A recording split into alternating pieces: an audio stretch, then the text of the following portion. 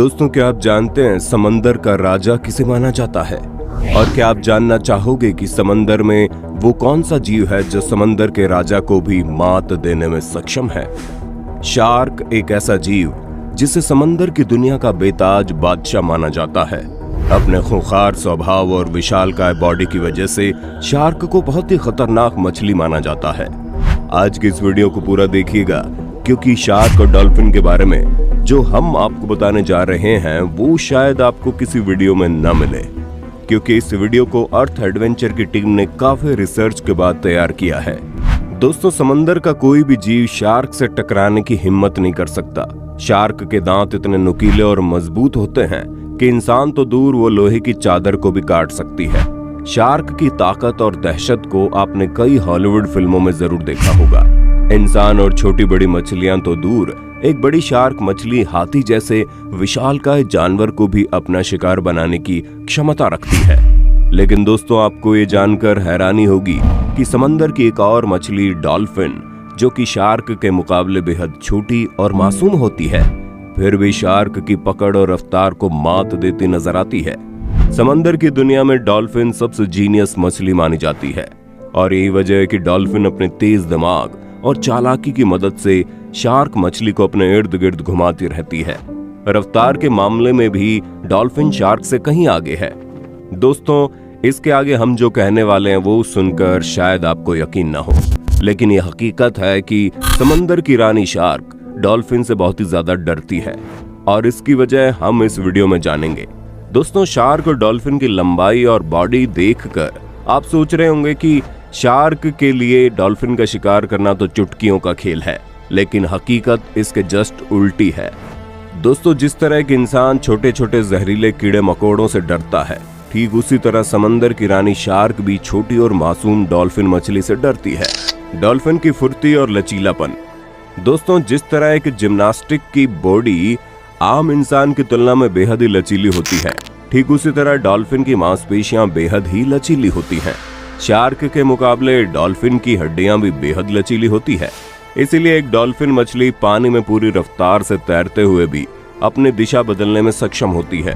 कुदरत ने डॉल्फिन की बॉडी को कुछ इस तरह सेव किया है कि डॉल्फिन पानी में तेजी से ऊपर से नीचे और नीचे से ऊपर जा सकती है।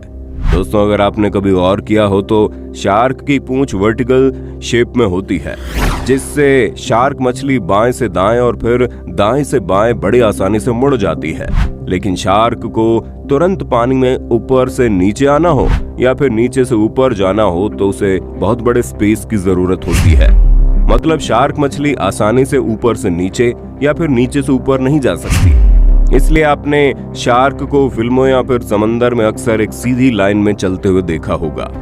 वहीं दूसरी तरफ एक डॉल्फिन मछली एक वर्टिकल लाइन में नीचे से ऊपर और उसी लाइन में ऊपर से नीचे आ सकती है। वहीं दूसरी तरफ डॉल्फिन की पूंछ हॉरिजॉन्टल शेप में होती है, इसीलिए डॉल्फिन मात्र कुछ ही माइक्रो सेकंड में अपनी दिशा किसी भी तरफ मोड़ सकती है और पानी के ऊपर कई फीट की ऊंचाई तक छलांग लगा सकती है। दोस्तों, एक डॉल्फिन मछली न केवल पानी के ऊपर छलांग लगा सकती है, बल्कि छलांग लगाते समय हवा में कई तरह के करतब भी दिखाती है। वो अपनी बॉडी को हवा में कई तरह से घुमा सकती है, जबकि एक शार्क मछली के लिए ऐसा कर पाना नामुमकिन है। दोस्तों, जब कभी भी शार्क और डॉल्फिन का आमना सामना होता है तो डॉल्फिन मछली अपने रफ्तार से शार्क को नाकों तले चने चबाने पर मजबूर कर देती है और अपनी तेज रफ्तार से शार्क के नीचे पहुंच जाती है, और फिर उसी रफ्तार से ऊपर आकर शार्क के पेट पर जोरदार टक्कर मार देती है, जिससे शार्क को बहुत तेज दर्द होता है। दोस्तों, अब आप सोच रहे होंगे कि भला एक छोटी सी मछली की टक्कर से शार्क को क्या फर्क पड़ता होगा। दोस्तों, आप इसका अंदाजा इसी बात से लगा सकते हैं कि एक डॉल्फिन मछली पानी के ऊपर 15 से 16 फीट की ऊंचाई तक छलांग लगा सकती है, इसलिए डॉल्फिन की टक्कर बहुत दमदार होती है, और डॉल्फिन ऐसा एक के बाद एक कई बार करती है, जिससे आखिर में शार्क मछली डॉल्फिन से डर कर भाग जाती है। दोस्तों, डॉल्फिन का मुंह एक छछूंदर की भांति पतला और लंबा होता है और बेहद ही मजबूत हड्डियों से बना होता है, और जब कभी भी डॉल्फिन अपनी पूरी ताकत से शार्क के पेट पर प्रहार करती है तो शार्क मछली के पेट की मांसपेशियां टूट जाती हैं, और जायज सी बात है कि इतने खतरनाक ठोकर खाकर शार्क मछली डर कर भागने पर मजबूर हो जाएगी। समूह में रहना। डॉल्फिन मछली अपने पूरे परिवार के साथ समूह में रहना पसंद करती है, जबकि शार्क मछली अकेले रहना पसंद करती है। और जब कभी भी शार्क का आमना सामना डॉल्फिन से होता है तो एक साथ कई सारी डॉल्फिन मछलियां शार्क पर टूट पड़ती हैं और कई बार बहुत सारी डॉल्फिन मछलियां मिलकर शार्क की जान भी ले लेती हैं। शार्क मछली डॉल्फिन मछली के अंडे और बच्चों को खा लेती है, इसलिए डॉल्फिन हमेशा से शार्क को अपना दुश्मन मानती है और जब कभी भी उन्हें शार्क दिखाई देती है वो शार्क पर टूट पड़ती है। दोस्तों, आप सब जानते ही हैं कि संगठन में ताकत होती है और इसलिए जब भी शार्क मछली डॉल्फिन पर हमला करती है तो बहुत सारी डॉल्फिन मछलियां संगठित हो जाती हैं और फिर शार्क की ऐसी बैंड बजाती हैं कि मजबूरन शार्क को वहां से अपनी जान बचाकर भागना ही पड़ता है।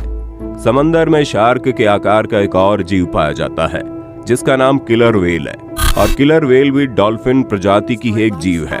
इसलिए अक्सर देखा जाता है कि किलर व्हेल डॉल्फिन मछलियों के झुंड के आसपास ही पाई जाती है और जब कभी भी शार्क मछली डॉल्फिन मछलियों के समूह पर हमला करती है तो किलर व्हेल भी डॉल्फिन मछलियों के समूह की सहायता करती है और शार्क को आड़े हाथों लेती है। किलर व्हेल का शरीर शार्क से बड़ा और भारी होता है। जीनियस मछली। दोस्तों, जिस तरह जंगल का राजा शेर को माना जाता है उसी तरह समंदर की दुनिया में शार्क का पत्ता एक तरफ चलता है, लेकिन डॉल्फिन को समुद्री दुनिया का सबसे होशियार और समझदार जीव माना जाता है। डॉल्फिन मछली को इंसानों का सबसे करीबी मित्र माना जाता है और इसलिए कई बार डॉल्फिन ने समुद्र के अंदर इंसानों की जान भी बचाई है। डॉल्फिन सोनार जैसी एक खास तरह की तरंगे छोड़ती है जिससे वो अपने दुश्मन की आकृति और तादाद के बारे में ठीक ठाक आकलन कर लेती है और अपने समूह को बुला लेती है। डॉल्फिन की रफ्तार भी शार्क से कहीं ज्यादा होती है, इसलिए अगर शार्क का हमला नाकामयाब रहा तो फिर डॉल्फिन शार्क के हाथ नहीं आती। दोस्तों, समूह में रहना डॉल्फिन की सबसे बड़ी ताकत है। अपने रफ्तार और चालाकी से डॉल्फिन शार्क को पछाड़ने में कामयाब हो जाती है। जबड़े की ताकत। शार्क के जबड़े में 4000 दांत होते हैं और शार्क का बाइट फोर्स 4000 PSI होता है। अगर आप समझते हैं एक शेर के जबड़े से छूट पाना किसी के लिए भी लगभग नामुमकिन है तो हम आपको बता दें शार्क का जबड़ा शेर के जबड़े से 4 गुना ज्यादा ताकतवर होता है। वहीं दूसरी तरफ डॉल्फिन के मुंह में 80 से 100 दांत होते हैं और आपको ये जानकर हैरानी होगी कि डॉल्फिन के जबड़े का बाइट फोर्स भी लगभग 4000 PSI होता है। बड़े जबड़े और नुकीले दांतों की वजह से शार्क ज्यादा खतरनाक होती है, लेकिन डॉल्फिन का जबड़ा भी शार्क जैसा मजबूत होता है और यही वजह है कि डॉल्फिन शार्क से टक्कर ले लेती है। दोस्तों, शार्क का जबड़ा इतना मजबूत होता है कि एक बार अगर कोई जीव उसमें फंस जाए तो फिर तब तक बाहर नहीं निकलेगा जब तक उसके 2 टुकड़े न हो जाएं। लेकिन फिर भी कई बार समुद्र के किनारे शार्क की लाश पाई जाती है और उससे साबित होता है कि डॉल्फिन के एक बड़े समूह ने मिलकर शार्क के ऊपर कई प्रहार किए जिससे शार्क की मौत हो गई। इसलिए शार्क डॉल्फिन से दूर रहना ही पसंद करता है। किलर व्हेल और ग्रेट व्हाइट शार्क। दोस्तों, शार्क को समंदर की दुनिया का दैत्य कहना गलत नहीं होगा क्योंकि समंदर के भीतर किसी भी प्रकार के जीव को अपना शिकार बना लेती है। यहाँ तक कि समंदर के ऊपर उड़ने वाले परिंदों को भी ग्रेट व्हाइट शार्क अपने जबड़े में कैद कर लेती है। वहीं दूसरी तरफ डॉल्फिन प्रजाति के सबसे बड़े जीव किलर व्हेल थोड़े शांत स्वभाव के पाए जाते हैं, लेकिन आकार और वजन में किलर व्हेल शार्क से भी बड़े और खतरनाक भारी होते हैं। लेकिन दोस्तों, आप भली भांति जानते हैं कि जंगल में शेर से भी बड़े बड़े कई जानवर रहते हैं, लेकिन जंगल का राजा शेर को ही माना जाता है। ठीक उसी तरह ये खिताब ग्रेट व्हाइट शार्क ने अपने नाम कर रखा है। लेकिन अगर कभी किलर व्हेल और ग्रेट व्हाइट शार्क की फाइट होती है तो हर पहलू में किलर व्हेल आगे दिखाई देती है। किलर व्हेल की सबसे बड़ी ताकत यह है कि वो पानी के अंदर किसी भी प्रकार के एटमॉस्फेयर में रह सकती है, जबकि ग्रेट व्हाइट शार्क कुछ स्पेसिफिक जगह पर ही पाई जाती है। दोस्तों, अक्सर किलर व्हेल पानी के बाहर जाकर भी अपने शिकार पर अटैक कर देती है। दोस्तों, हम आपको बता दें कि हर कंडीशन में किलर व्हेल व्हाइट शार्क पर भारी पड़ेगी, लेकिन सिर्फ एक कंडीशन में व्हाइट शार्क किलर व्हेल को अपना शिकार बना सकती है। अगर किसी तरह killer whale great white shark के जबड़े में आ जाए तो फिर उसका मरना तय है, लेकिन किलर व्हेल की चालाकी और रफ्तार की वजह से वो कभी भी व्हाइट शार्क के जबड़े में नहीं आती। सन 1998 में दक्षिण अफ्रीका के एक बीच पर ग्रेट व्हाइट शार्क मरी हुई हालत में पाई गई थी। इसकी लंबाई करीब 15 फीट थी। बाद में बहुत सारे साइंटिस्ट ने रिसर्च करके पता लगाया कि समंदर के अंदर इस मरी हुई ग्रेट व्हाइट शार्क और किलर व्हेल के बीच फाइट हुई होगी। और डॉल्फिन व किलर व्हेल ने मिलकर शार्क के लीवर पर कई प्रहार किए, जिससे उसकी मौत हो गई। दोस्तों, इतना कुछ जानने के बाद हम अंत में कह सकते हैं कि शार्क डॉल्फिन समूह से न भिड़े तो ही अच्छा है, वरना फाइट उसकी जान पर भारी पड़ सकती है।